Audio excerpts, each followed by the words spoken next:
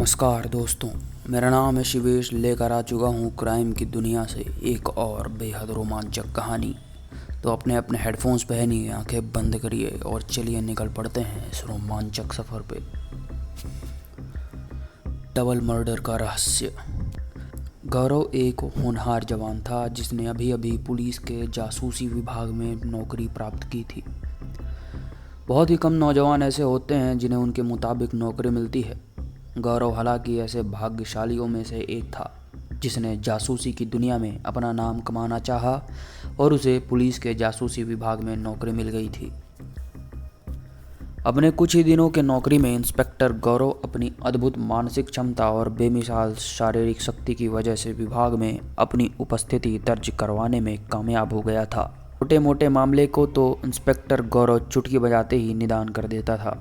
अब वो कुछ ऐसे उलझे हुए मामले की तलाश में था जिसके निदान ढूंढते हुए वह अपने अद्वितीय मानसिक क्षमता का प्रदर्शन कर सके। इंस्पेक्टर गौरव की तलाश अंततः खत्म हुई और वह एक विचित्र परंतु भयानक घटना से रूबरू हुआ और उस घटना के अनुसंधान में लग गया। मई का तपता हुआ दिन था। इंस्पेक्टर गौरव अपने कार्यालय में बैठा उस विचित्र मामले पर सोच रहा था। मामला था एक पार्सल पैकेट में एक अंगूठे और एक तर्जनी उंगली का होना जो एक महिला मिस ब्रिगेंजा को मिला था। पैकेट खोलने के बाद महिला बहुत घबरा गई थी और पुलिस को इत्तला कर दिया था। पुलिस विभाग के आला अधिकारी को कुछ समझ नहीं आ रहा था। पुलिस अब तक सिर्फ पोस्टमैन तक ही पहुंची थी जिससे पुलिस को गुत्थी को सुलझाने में कोई सफलता नहीं मिली थी। इंस्पेक्टर गौरव के लिए यह मामला एक चुनौती की तरह था क्योंकि पुलिस पोस्टमैन तक पहुंच कर ही रह गई थी। पोस्टमैन ने बयान दिया था कि हम लोगों का काम चिट्ठियां, पार्सल, पैकेट वगैरह को छांट कर गंतव्य तक पहुंचाना देना होता है। पार्सल पैकेट को किसने भेजा इसका पता पोस्टमैन को नहीं रहता अगर पैकेट में ना लिखा हो तो। इंस्पेक्टर गौरव इस मामले के तहकीकात शुरू करने में सबसे पहले पार्सल पैकेट के लिखावट पर गौर करना जरूरी समझा। गौरव लिखावट पर गौर किया तो पाया कि पार्सल पर अंग्रेजी भाषा से लिखा था miss Braganza, church road, Ranchi. इसे लिखो फेंको वाली बॉल पेन से लिखा गया था। चर्च रोड को चर्च रोड लिखा गया था परंतु मिस ब्रिगेंजा अंग्रेजी भाषा में शुद्ध स्पेलिंग में लिखा हुआ था। लिखावट से गौरव अनुमान लगाया कि यह पार्सल किसी पुरुष द्वारा भेजा गया हो सकता है जो मिस ब्रिगेंजा को भली भांति जानता हो क्योंकि दूसरे कई शब्द जैसे चर्च की जगह चरच लिखा जाना इस बात की ओर इंगित कर रहा था कि भेजने वाला कम पढ़ा लिखा था।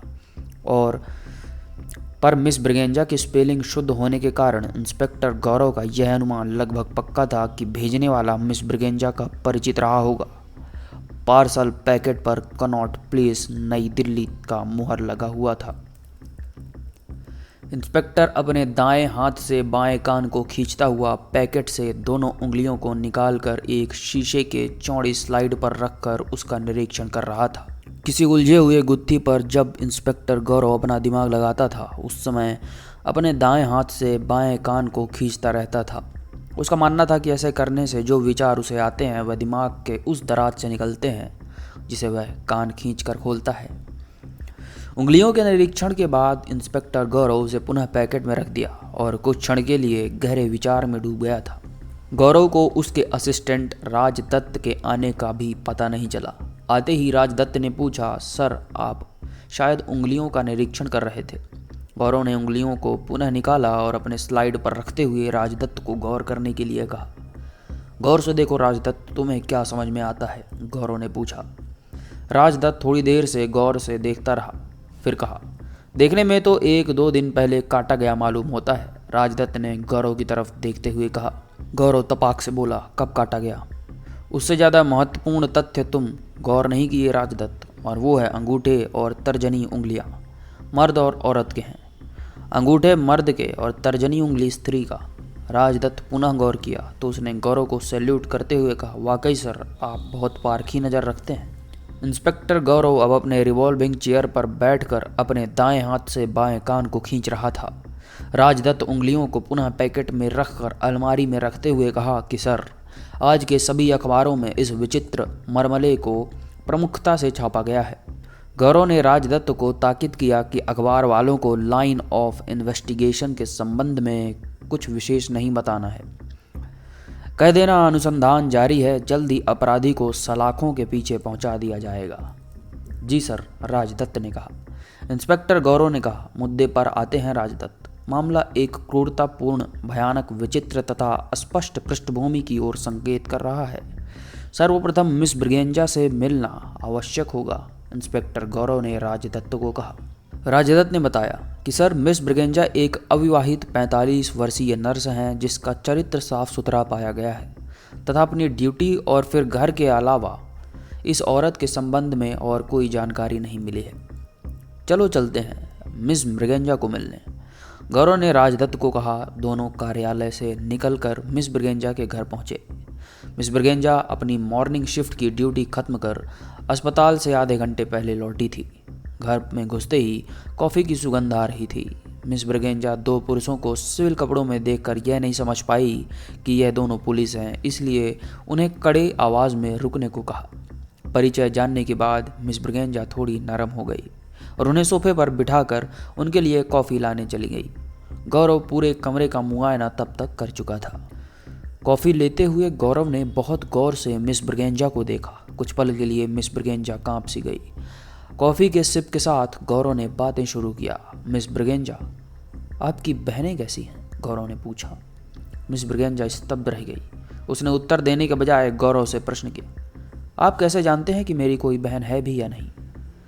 गौरव बोला, सामने टेबल पर रखी तस्वीर में आप बीच में हैं और आपके आजू बाजू और पीछे 3 और महिलाएं हैं, बल्कि यूँ कहें कि लड़कियां नज़र आ रही हैं। उम्र के लिहाज से मैंने अंदाज़ लगाया कि वो तीनों आपकी बहनें हो सकती हैं। मिस ब्रिगेंजा ने गौरव से प्रभावित होते हुए कहा कि आपकी निरीक्षण तो माहिर लगती हैं। यह मेरा पेशा है, गौरव ने कहा। अभी आपकी बहनें कहाँ हैं? गौरव ने पूछा।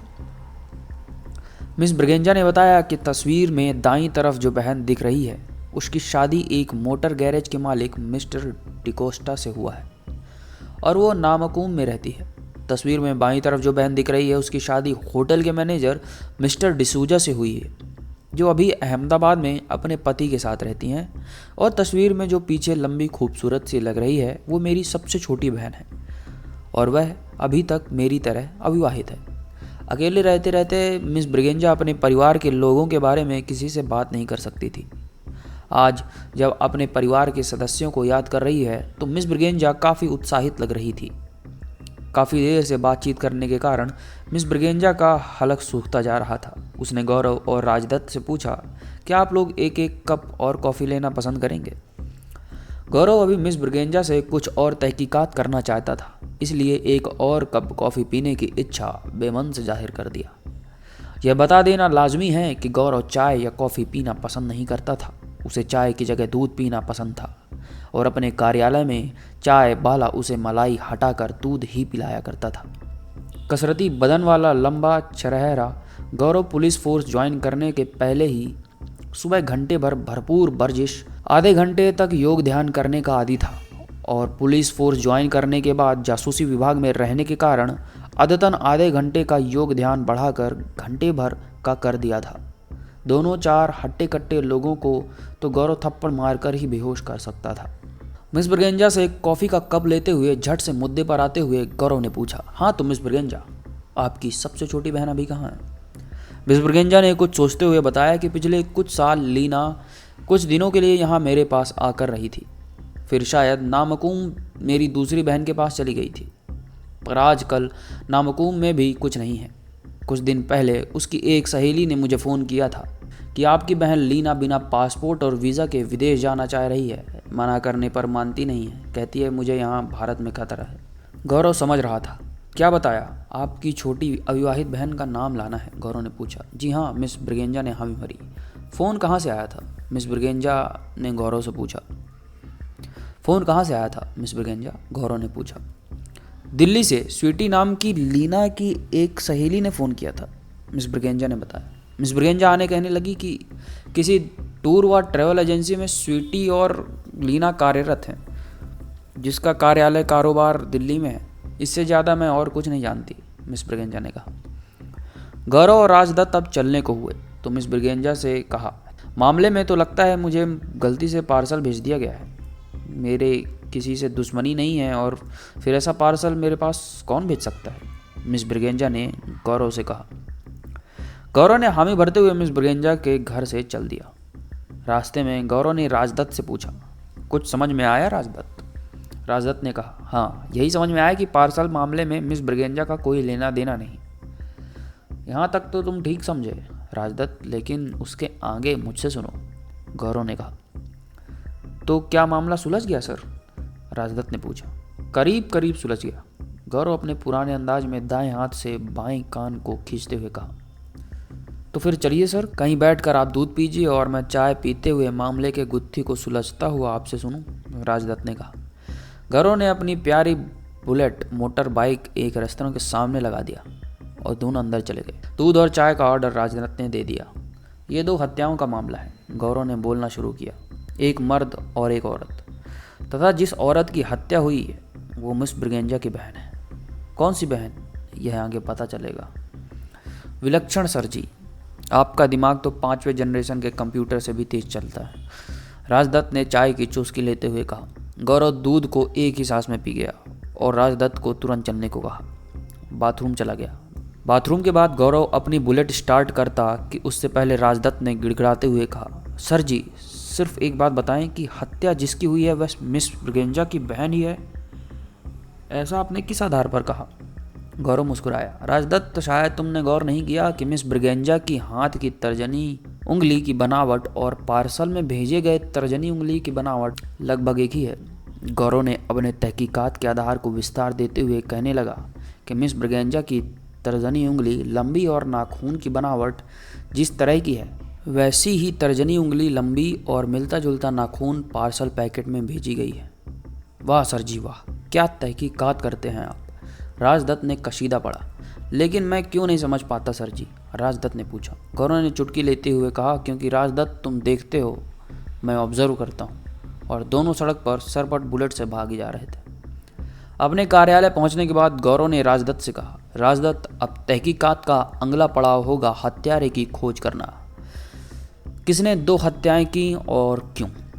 गौरव ने लाइन ऑफ इन्वेस्टिगेशन राजदत्त को समझाया और फिर मीडिया को कुछ भी बताने से मना किया। मामले को गौरव अब तब तक गुप्त रखना चाहता था जब तक कि वह हत्यारे को ढूंढ ना ले। मीडिया में भी कुछ भी कहना और प्रकाशित कर देना संभावित हत्यारे को चौकन्ना कर सकता है, जिससे तहकीकात में कठिनाई आ सकती है। कल हम लोगों को सुबह नामकुम मिस ब्रिगेंजा की बहन मिसेस डिकोस्टा से मिलने चलना है, गौरव ने कल का कार्य राजदत्त को बतलाया। राजदत्त बोला, जी सर जी, सुबह 10:30 बजे मैं कार्यालय ही आ जाऊंगा। यहाँ से बीच में गौरव टोकते हुए कहा, नहीं राजदत्त, तुम सुबह तैयार रहना, मैं तुम्हारे घर से आकर तुम्हें पिकअप कर लूँगा। जी सर जी, राजदत्त ने कहा और कार्यालय से बाहर चला गया। गौरव कुछ देर अपने कार्यालय में बैठा अपनी दाएं हाथ से बाएं कान को खींचता रहा और जब तंद्रा टूटी वैसे ही अपने घर के लिए रवाना हो गया। घर पर पत्नी निहारिका उसका इंतज़ार तो नहीं कर रही थी, क्योंकि गौरव के आने जाने की कोई समस्या नहीं है और वेब जर्नलिस्ट होने के कारण भी निहारिका नेट सर्फिंग और डेटा कलेक्शन में इतनी मशरूफ़ रहती कि गौरव जब घर आता तो अपनी पत्नी को नेट से ही चिपका पाता। गौरव को कार्य के दौरान अपनी पत्नी से भी परहेज हुआ करता था, क्योंकि वो भी जर्नलिस्ट थी। प्रिंट मीडिया में हालांकि निहारिका का लेख अंग्रेजी और हिंदी अखबारों में साबार छपता रहा था। गौरव जैसे ही अपने घर के 4 दीवारी में घुसा, उसके बुलेट की आवाज़ से निहारिका चौकन्ना हो गई और नेट सर्फिंग छोड़कर दरवाजे पर जा खड़ी हुई। गौरव को रिसीव कर उसे अंदर ले गई और उसे हाथ मुंह धोकर आने को कहा और खुद रसोई चली गई। गौरव भी नहा धोकर स्लीपिंग सूट पहनकर आ गया था। तब तक निहारिका अपने पति का पसंदीदा पेय गर्मा गर्म दूध लेकर आ गई। गौरव हंसते हुए कहा, पत्नी हो तो ऐसी। दूध उठाकर बच्चे की तरह से एक ही सांस में पी गया और मुंह अपने पत्नी के दुपट्टे से पोंछने लगा। निहारिका ने ही बात छेड़ी, आज दिन भर एक भी कॉल नहीं किए, कहाँ व्यस्त थे आज दिन भर? गौरव ने कहा, अरे कहीं नहीं, पुलिस का तो तुम जानती ही हो, छोटे मोटे मामले भी नहीं सुलझते, दिशाहीन अनुसंधान करते हैं, गलत आदमी को पकड़कर हवालात में डाल देते हैं। इससे पहले कि निहारिका कोई और दिलचस्पी लेती, गौरव ने कहा, मुझे भूख लगी है, जल्दी खाना लगा दो। सुबह जल्दी भी जाना है। निहारिका कुछ देर और बातचीत करना चाहती थी, लेकिन गौरव के उतावलेपन को देखकर रसोई चली गई और चंद मिनटों में गर्मा गर्म खाना डाइनिंग टेबल पर लगा दिया। गौरव और निहारिका प्रेम से खाना खाने के बाद अपने बेडरूम में चले गए। गौरव अपनी आदत के अनुसार होबनर स्पेनिश गिटार निकाल कर ट्यून बनाने लगा। आधे घंटे स्टाफ नोटेशन पर उंगलियां फिराने के बाद निहारिका के फरमाइश पर एक पुरानी फिल्म गीत अजीब दास्तां है ये, कहाँ शुरू कहाँ ख़त्म की धुन बजाकर सुना दिया और आखिरी में राग मालकोस के आलाप को बजाते हुए पूरा राग बजाया। फिर गिटार के ट्यून को ढीला करके रख दिया और नींद के आगोश में जा चुकी निहारिका के बगल में जाकर सो गया। सुबह जल्दी ही तैयारी होने के लिए वर्जिश और योग ध्यान कर 7 बजे सुबह डाइनिंग टेबल पर नाश्ते के लिए आ बैठा। सब्जी और फल नाश्ते में लेने के बाद गौरव करीबन 8:30 बजे एक गिलास दूध पी चुका था। अब उसके बदन में स्फूर्ति आ गई थी। कपड़े बदल कर बुलेट साफ करते श्यामू को कहा, गैरेज में मोबिल रखा है, उसे बुलेट में डाल दे। थोड़ी देर में श्यामू बुलेट में मोबिल डालकर धो पोंछ कर पोर्टिको में लाकर खड़ा कर दिया। निहारिका भी साथ निकली थी गौरव को सी ऑफ करने। गौरव बुलेट स्टार्ट कर अपने रिबन के गॉगल्स लगाया और निकल पड़ा। राजदत्त भी तैयार अपने घर के खिड़की से सेव खाते हुए सर जी का इंतजार कर रहा था। घर के नज़दीक बुलेट की आवाज़ आते ही राजदत्त समझ गया और तुरंत बाहर निकला तथा गौरव को सैल्यूट मारते हुए बुलेट पर जा बैठा। नामकून पहुंचने के बाद मिस्टर डिकोस्टा के गैरेज को खोलने में कोई दिक्कत नहीं हुई। गैरेज में पता चला कि डिकोस्टा अभी तक गैरेज नहीं आए हैं क्योंकि उनकी पत्नी घर पर बीमार है। गौरव तुरंत मिस्टर डिकोस्टा के घर की तरफ चल पड़ा। घर पर डिकोस्टा एक डॉक्टर के साथ बैठे अपनी पत्नी के बीमारी के संबंध में चर्चा कर रहे थे। घर के सामने बुलेट रुकते हुए देख मिस्टर डिकोस्टा बाहर निकले और गौरव के परिजन जानने के बाद उन्हें अंदर ले गए। डॉक्टर नमस्ते कर चलने को खड़े हो गए। मिस्टर डिकोस्टा डॉक्टर को बाहर तक छोड़ने आए। गौरव ने मिस्टर डिकोस्टा के अंदर आते ही पूछा, आपकी पत्नी कब से बीमार है? मिस्टर डिकोस्टा ने गौरव से पूछा कि किस सिलसिले में आप मुझसे मिलने आए हैं। गौरव ने बिना राग लपेट के बताया कि चर्च रोड में आपकी पत्नी की बहन मिस ब्रिगेंजा के यहाँ 3 दिन पहले एक पार्सल पैकेट आया था जिसमें 2 उंगलियां बंद थी। उसी सिलसिले में आपसे चंद सवाल करूँगा। मिस्टर डिकोस्टा सहज तैयार हो गए और बताया कि 4 दिन पहले से मेरी पत्नी की तबीयत खराब हो गई है। डॉक्टर का क्या कहना है? गौरव ने पूछा। मिस्टर डिकोस्टा ने बताया कि डॉक्टर का कहना है कि मलेरिया का ज्वर है। मलेरिया टेस्ट करवाने के बाद ही आगे दवाई तय की जा सकती है। मिस्टर डिकोस्टा दरअसल झूठ बोल रहे थे कि मलेरिया ज्वर है। डॉक्टर ने कहा था मिसेस डिकोस्टा को किसी घटना या दुर्घटना का सदमा लगा है जो काफ़ी गंभीर है। गौरव मिसेस डिकोस्टा से मिलने की इच्छा जाहिर किया, परंतु मिस्टर डिकोस्टा ने यह कहकर कि डॉक्टर ने मिसेस डिकोस्टा को किसी से मिलने से मना किया है, मिलने की बात को टाल गए। गौरव अपने दाएं हाथ से बाएं कान को खींचा ही था कि उसे तुरंत वहां से चलने का संकेत उसके दिमाग ने दिया। गौरव राजदत्त को चलने का इशारा करते हुए मिस्टर डिकोस्टा से हाथ मिलाते फिर से मिलने की बात कही और बुलेट स्टार्ट कर दिया। रास्ते में गौरव कुछ सोचता जा रहा था कि राजदत्त ने गौरव का ध्यान भंग करते हुए पूछा, सर जी, यह मिस्टर डिकोस्टा का इस मामले में कुछ लेना देना नहीं है? गौरव ने कुछ नहीं कहा और बुलेट को मिस्टर डिकोस्टा के मोटर गैरेज के सामने रोका और राजदत्त को बोला कि अंदर जाकर उस मैकेनिक के साथ चलने को कहो जिसने हम लोगों को बतलाया था कि मिस्टर डिकोस्टा की पत्नी की तबीयत खराब है। राजदत्त जल्दी से अंदर गैराज में गया और देबू नाम के उस मैकेनिक को पकड़कर सर जी के पास ले आया। गौरव ने देबू से कहा, आओ थोड़ी देर घूम कर आते हैं, और उसे राजदत्त ठेलते हुए बुलेट के बीच में बिठा लिया। थोड़ी दूर जाने के बाद एक लायन होटल के सामने गौरव ने बुलेट रोकी। दोपहर का समय था, धूप तेज थी, गर्मी अपने चरम पर थी। पेड़ के नीचे छां देखकर गौरव देबू मैकेनिक को लेकर खटिया पर जा बैठा और राजदत्त 3 ग्लास लस्सी का ऑर्डर देकर खटिया के नज़दीक पहुंच गया। गौरव ने देबू से पूछा, देखो, मैं तुम्हें यहाँ इसलिए लाया हूँ कि तुम्हें तुम्हारे मालिक के संबंध में कुछ जानकारियाँ लेनी है। अगर तुम बता देते हो तो ठीक है, वरना मैं तुम्हें हवालात भी ले जा सकता हूँ। देबू हवालात के नाम से भयभीत सा हो गया और बोला, साहब, मेरे छोटे छोटे बाल बच्चे हैं, मुझे हवालात में मत डालिए, मैं सब कुछ आपको बता दूंगा। जल्दी बताओ कि तुम्हारा मालिक मिस्टर डिकोस्टा किस तरह का आदमी है और उसे अपनी पत्नी के अलावा किसी और औरत के साथ तुमने उसे देखा है या नहीं? देबू डर से कहा कि साहब, मेरा मालिक वैसे तो सिर्फ काम से ही मतलब रखता है, लेकिन उसे बहुत गुस्सा आता है और वह रोज़ रात को शराब ज़रूर पीता है। कुछ महीने पहले तक मिसेस डिकोस्टा की छोटी बहन, जिसका नाम लीना मेम साहब था, यहीं अपने बहन के साथ रहती थी। मिस्टर डिकोस्टा लाना मेम साहब के साथ घूमने जाते थे और रात में शराब पीने के बाद मिस्टर और मिसेस डिकोस्टा के बीच अक्सर लड़ाइयाँ होती रहती थीं। मैं जब रात को गैराज की चाबी लेने जाता था, गौरव बीच में ही टोकते हुए पूछा। रात को गैराज की चाबी लेने क्यों जाते थे तुम? देवू ने कहा, मैं रोज़ रात को गैराज में ही सोता हूँ। इमरजेंसी में रात को सेवा भी देता हूँ। गाड़ियों के पैसेंजर को 2 पैसे ज़्यादा मिल जाते हैं साहब। अच्छा, गौरव ने कहा। तो तुमने क्या सुना था मिस्टर और मिसेस डिकोस्टा जब लड़ रहे थे? देवू ने याद करते हुए कहा कि मिस्टर डिकोस्टा कह रहे थे कि दिल्ली से जो जोजेफ लीना से मिलने आता है, उसकी तरफ तुम्हारा झुकाव कुछ ज़्यादा ही मैं देख रहा हूँ। जोजेफ को यहाँ आने से रोको नहीं तो वो किसी दिन मेरे गुस्से का शिकार हो जाएगा। मिसेस डिकोस्टा ने तब क्या कहा? गौरव ने पूछा। देवू बताना शुरू किया कि मिसेस डिकोस्टा कह रही थी कि जोजेफ से लीना शादी करने वाली है। मेरा बस जोजेफ से इतना ही रिश्ता है कि उससे मेरी बहन ब्याह करना चाहती है। उसके तरफ मेरा कोई झुकाव नहीं है। राजदत्त बीच में टोकते हुए कहा, सर जी लस्सी आ गई है, कृपया पीने का कष्ट करें। गौरव अपने हाथ में लस्सी का गिलास देबू को देते हुए उसे पीने को कहा। देबू जल्दी से लस्सी गटकने लगा।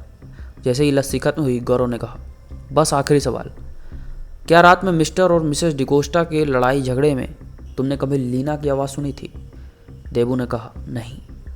राजदत्त, अब समय हो गया है इसे वापस गैराज पहुंचाने का। और गौरव बुलेट में जा बैठा। चंद मिनटों में देबू अपने गैराज में था। गौरव और राजदत्त शाम होने से पहले ही कार्यालय लौट गए थे। गौरव अपने रिवॉल्विंग चेयर पर बैठा दाईं हाथ से बाएं कान को हौले हौले खींच रहा था। राजदत्त ने पूछा, क्या बात है सर जी, आप कुछ परेशान लग रहे हैं? गौरव ने कुछ अनोखे अंदाज में मुस्कुराते हुए कुर्सी से उठा, यह कहते हुए कि मामला सुलझ चुका है राजदत्त। राजदत्त स्तब्ध था। वो कैसे सर जी? राजदत्त ने पूछा। गौरव बोला, उंगलियां जोसेफ और लीना की हैं। उन दोनों को मिस्टर डिकोस्टा ने मार कर लाशों को कहीं दफना दिया और पार्सल पैकेट मिस ब्रिगेंजा के यहाँ उंगलियां सहित भेज दिया था। गौरव के साथ रहते रहते राजदत्त भी अब कुछ समझने लगा था। उसने तुरंत पूछा, लेकिन सर जी, पैकेट मिस ब्रिगेंजा को क्यों भेज दिया? वो भी क्या इस मामले में संलिप्त हैं? गौरव मुस्कुराया। बहुत खूब राजदत्त, तुम भी तहकीकात के तरीकों पर गौर करना सीखते जा रहे हो। दरअसल, गौरव ने कहा, अब सिर्फ यही पता लगाना बाकी रह गया है राजदत्त कि पैकेट मिस ब्रिगेंजा को क्यों भेजा गया। कल मामले के इस पेचीदगी को मैं सुलझा दूंगा और मामला समाप्त। गौरव ने बुलेट को किक मारते हुए राजदत्त को कहा और अपनी पत्नी निहारिका के बारे में सोचता हुआ घर की तरफ बुलेट दौड़ा दिया। घर पर पत्नी के साथ समय बिताते हुए भी गौरव कई बार अपनी दाएं हाथ से बाएं कान को खींचता रहा था। कई बार तो उसकी पत्नी ने उसका हाथ उसके कान से अलग किया। ऐसा करते हुए देख निहारिका समझ गई थी कि उसके पति गौरव किसी मामले को बस सुलझाने वाला ही है, यानी मामला सुलझने के करीब है। गौरव खाना खा चुका था। बेडरूम में जाने के बाद उसने अपनी स्पेनिश गिटार को निकालकर ट्यून करने लगा और आज वह स्टॉफ नोटेशन पर रियाज करने के लिए सेडोस की धुन बजाने लगा, जो निहारिका को भी बहुत पसंद था। कमरे में निहारिका ने बल्ब बुझा दिया और हल्का नीला बल्ब एक अलग शमा बांध दिया था। गौरव बहुत ही तल्लीनता से सेडोस की धुन पर काफ़ी देर तक बजाता रहा। निहारिका बिस्तर पर लेट चुकी थी और उसे कब नींद आ गई पता भी नहीं चला। आंखें जब खुलीं तो सूर्य की किरणों खिड़की से बाहर कमरे में आ रही थी। निहारिका ने जब खिड़की के पर्दे को हटाया तो सामने गौरव हरी हरी दूब घास पर नंगे बदन वर्जिश करने में तल्लीन दिखा। निहारिका जल्दी जल्दी नाश्ते की तैयारी में जुट गई और ठीक 7:30 बजे गौरव नाश्ते के लिए टेबल पर आ गया। नाश्ता करने के बाद आज जल्द ही वह कार्यालय के लिए जाने की इच्छा जाहिर की। शामू बुलेट को पोर्टिको में ले आया था। निहारिका को बाय बाय करता हुआ गौरव कार्यालय के लिए निकल पड़ा, लेकिन कार्यालय जाने से पहले वह अकेले ही मिस ब्रिगेंजा के घर चर्च रोड की ओर चल दिया। इत्तेफाक से उसे मिस ब्रिगेंजा का आजकल नाइट शिफ्ट ड्यूटी चल रहा था, इसलिए वह घर पर ही मिल गई। गौरव के प्रभावशाली व्यक्तित्व को देखकर मिस ब्रिगेंजा बहुत खुश हो जाती। वैसे कोई भी लड़की या औरत गौरव को देखकर उसे दोबारा देखने को मजबूर हो ही जाती थी। मिस ब्रिगेंजा गौरव को बरामदे पर ही मिल गई। गुड मॉर्निंग मिस ब्रिगेंजा, गौरव ने गर्मजोशी से कहा। गुड मॉर्निंग इंस्पेक्टर गौरव, कहिए आज सुबह सुबह इधर कैसे? मिस ब्रिगेंजा ने पूछा। गौरव मामले को बिना घुमाए फिराए सीधा प्रश्न किया। मिस ब्रिगेंजा, आपकी छोटी बहन लीना से बात हुई थी?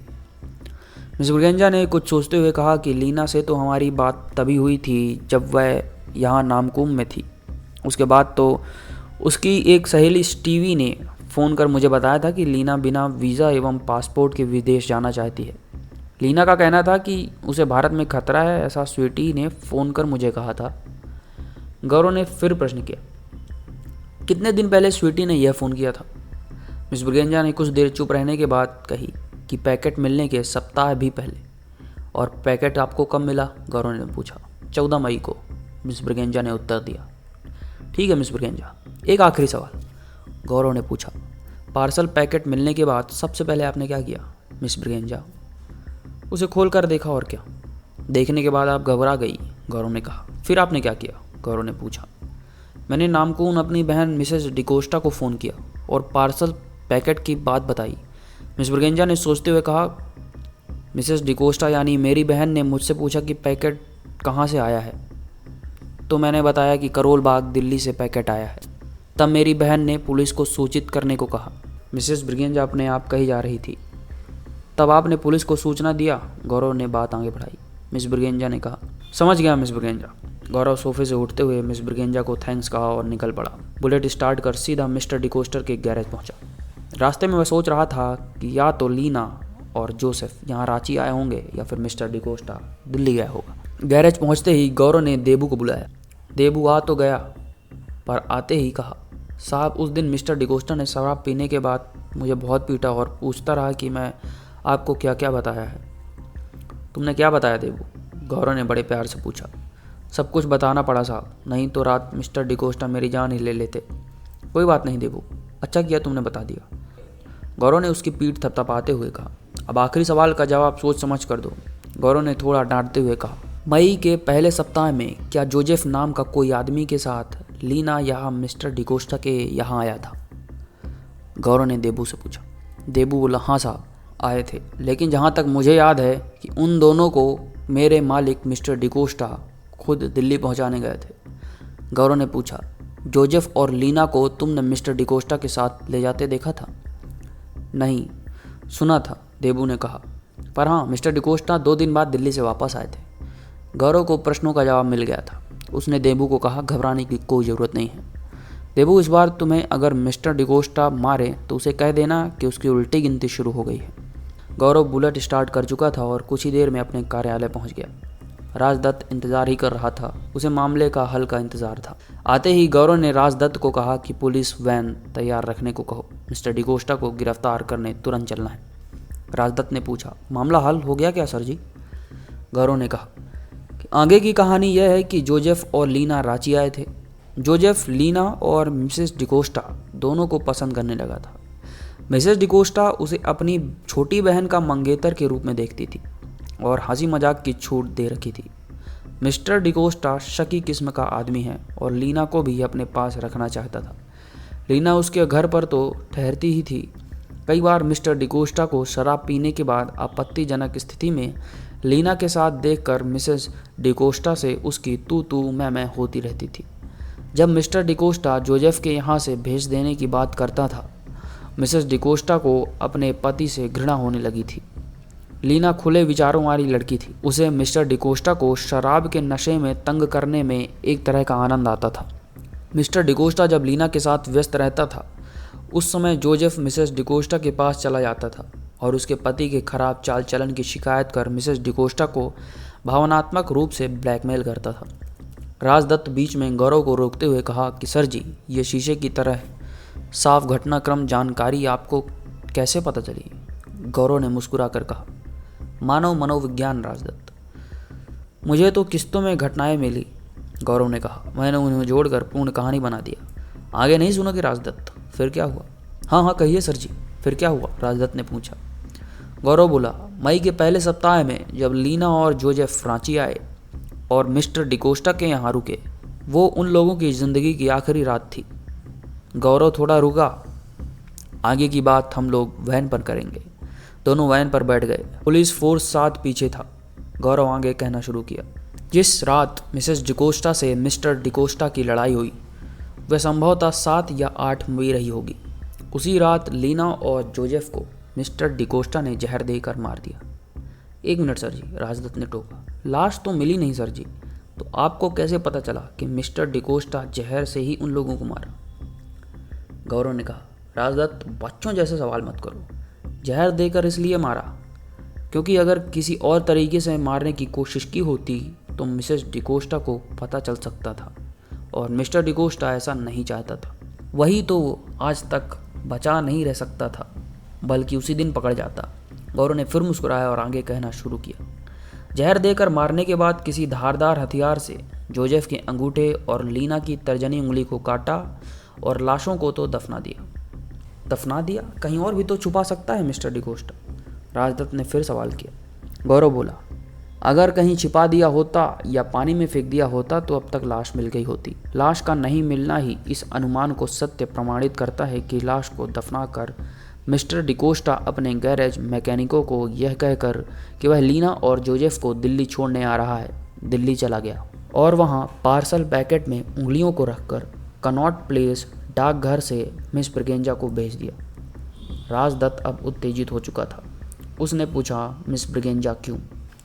गौरव ने कहा, मिस ब्रिगेंजा को इसलिए भेजा क्योंकि मिस्टर डिकोस्टा जानता था कि पार्सल मिलते ही मिस ब्रिगेंजा उसकी पत्नी यानी मिसेस डिकोस्टा तुरंत लीना और जोजेफ को कांटेक्ट करने की कोशिश करेगी, पर लीना और जोजेफ से कांटेक्ट नहीं होने पर चिंतित हो जाएगी और दुख झेलेगी।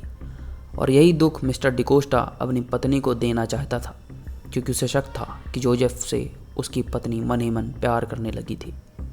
वाह सर जी, राजदत्त ने गौरव से कहा, आपने तो मामले को शीशे की तरह साफ कर दिया। गौरव ने कहा, मिस्टर डिकोस्टा बहुत ही शातिर किस्म का आदमी के भेष में शैतान है। उसे तुरंत गिरफ्तार करना जरूरी है, नहीं तो वो रांची छोड़ देगा। वैन अब तक मिस्टर डिकोस्टा के गैरेज पहुंच चुकी थी। गौरव और राजदत्त देख रहे थे कि मिस्टर डिकोस्टा अपनी कार पर बैठकर कहीं जाने की तैयारी कर रहा था। गौरव वैन से कूदते हुए मिस्टर डिकोस्टा के सामने जा पहुंचा। राजदत्त हथकड़ी लेकर पीछे पीछे आ गया था। You are under arrest mister D'Costa, Gaurav ने कहा और राजदत्त ने उसके हाथों पर हथकड़ी डाल दी और खींचते हुए पुलिस वैन में बैठा दिया। रास्ते में गौरव ने राजदत्त से कहा, अब तुम्हारा काम शुरू होता है राजदत्त। हवालात में 2-4 डंडे में ही मिस्टर डिकोस्टा बता देगा कि लाशों को उसने दफन कहाँ किया है। थाना आ गया था। गौरव राजदत्त से यह कहते हुए कि बहुत थक गया हूँ, आज मुझे डिस्टर्ब मत करना, बुलेट स्टार्ट किया और अपने घर की तरफ हैंडल मोड़ दिया। तो दोस्तों, यह थी आज की कहानी। कैसी लगी कमेंट बॉक्स पर ज़रूर बताइएगा। मैं ऐसी ही कहानियाँ लाता रहता हूँ। अगर आपको मेरी कहानियाँ पसंद आ रही हैं तो चैनल को ज़रूर सब्सक्राइब कीजिए और बेल आइकन दबाना मत भूलिएगा। मिलता हूँ अगली कहानी को लेकर, तब तक के लिए शुक्रिया।